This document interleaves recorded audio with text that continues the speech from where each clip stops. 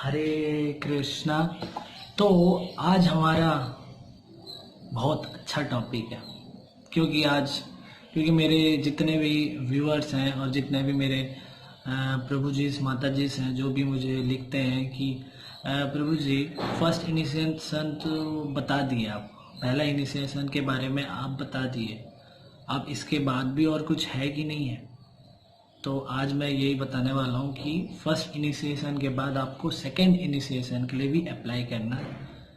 ज़रूरी नहीं बोल सकते, बट सेकंड इनिशिएशन भी आपको करने से आपका ही फ़ायदा है। फ़ायदा इन द सेंस आप और अपने भक्ति में और प्योर हो जाएंगे, मतलब प्यूरिफिकेशन आपका और पावरफुल हो जाएगा।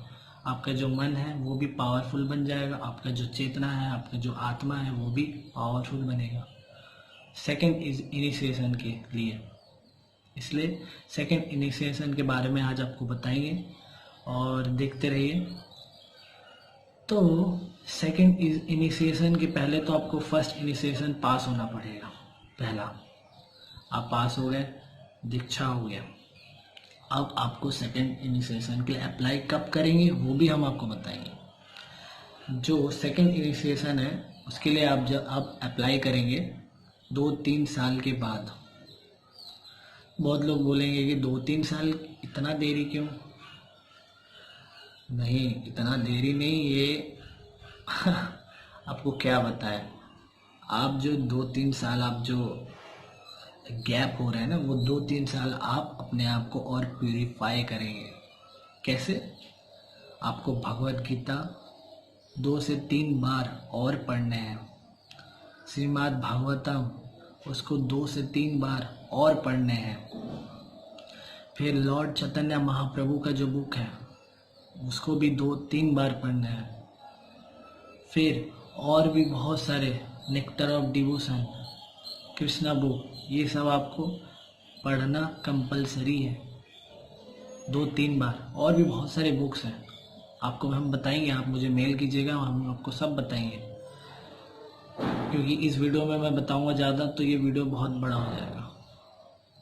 तो ये सब तो पढ़ना ही है। फिर आपका 4 नियम, फिर आपका 16 माला, फिर सुबह उठना, उसके बाद मंत्र याद करना, भोग आरती का मंत्र, फिर मंगल आरती का मंत्र, फिर दर्शन आरती का मंत्र, तुलसी आरती का मंत्र, तुलसी प्रणाम, फिर जो हमारे जो शिल प्रभुपाद जी के प्रणाम मंत्र वो भी याद करना है आपको। और भी बहुत सारे मंत्र हैं जो आपको याद करना कंपलसरी है, क्योंकि वो सब हमारे वैदिक कल्चर में हमारे स्पिरिचुअल लाइफ को और आगे बढ़ाता है।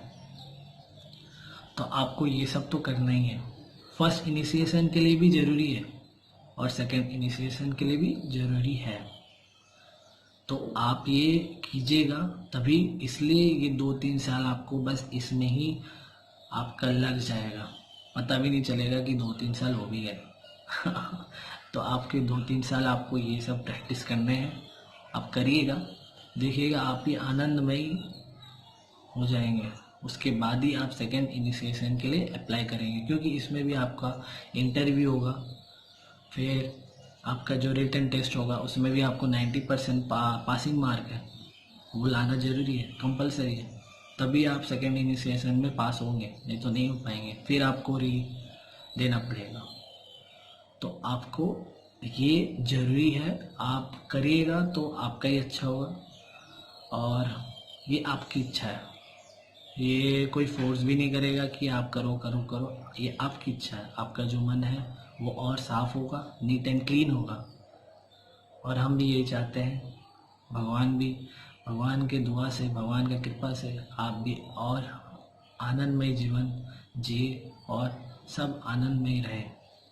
ये हम भी चाहते हैं, भगवान भी चाहते हैं और सब लोग चाहते हैं। तो आप ये करिएगा तभी आप सेकंड इनिशिएशन के लिए अप्लाई करेंगे, नहीं तो नहीं। और ये सेकंड इनिशिएशन होने के बाद थर्ड इनिशिएशन और नहीं है। यही लास्ट है।